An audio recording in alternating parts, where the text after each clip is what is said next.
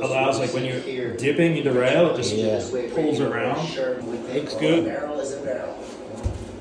Barrels are like snowflakes. めっちゃ調子良かったですね。ハードルがまず速いです。速いからこうどんな波でもほとんど同じぐらいで乗れちゃうんですね。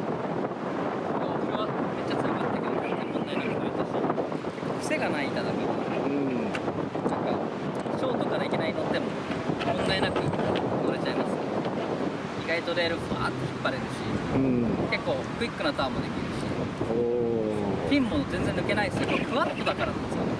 このフィンがあるから多分レール引っ張れると思うんですよ。これがなかったら多分ストーンって抜けてないイメージです。もう少し長くしたら多分ツインフィンででかいのでめっちゃ調子いいかもしれない。結構もう誰でも調子いいんじゃないですかこれ。